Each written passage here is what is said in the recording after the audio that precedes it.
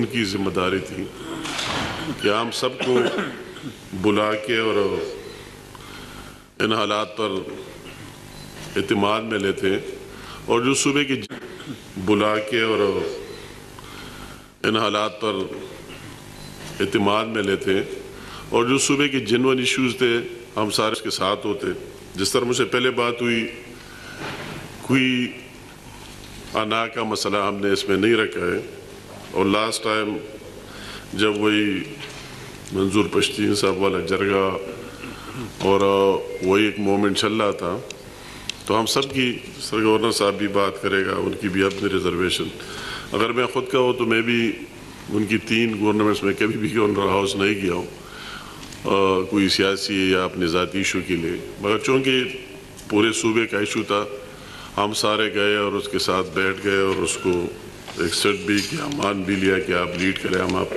سارے آپ کے ساتھ ہیں۔ تو اگر اسی موقع میں بھی اس طرح وہ پہل کر دیتے تو کیا بہتر ہوتا، مگر بدقسمتی سے انفارچونیٹلی اس کی وہی ایجنڈے میں شامل ہی نہیں۔ جس عوام نے، صوبے کے عوام نے ان کو مینڈیٹ دیا ہے، میں زیادہ اس طرح اس فورم پر اس میں جانا نہیں چاہتا ہوں، مگر جو ریئلٹیز ہے، گراؤنڈ ریئلٹیز ہے، وہ بات کر لینی چاہیے۔ جو صوبے کے عوام نے مینڈیٹ دیے تو وہ تو اس مقصد کے لیے کہ اس صوبے کے مسائل حل کرنے کے لیے، مگر وہ ان کی ترجیحات میں شامل ہی نہیں۔ ان کی جو پوری، اگر اس کی پرفارمنس 8-9 مہینوں کی، اور وہی حساب کتاب ساری نکال دی جائے کہ 8-9 مہینوں میں کتنا ٹائم اس صوبے کے مسائل کو دیا اور کتنا ٹائم وہ دھرنوں اور احتجاجوں اور ڈی سٹیبلائزیشن کے لیے دیا، اس سے اور زیادہ بات نہیں ہو سکتی کہ نہ آئین کو مانے نہ قانون کو مانے۔ ایک ابھی بات چل رہی تھی اور بات ہو گئی بھی کافی لوگوں نے کہ ابھی اسلام آباد ہائی کورٹ کے کلیئر کٹ آرڈر موجود ہے، اگر آئین اور قانون کی بات ہو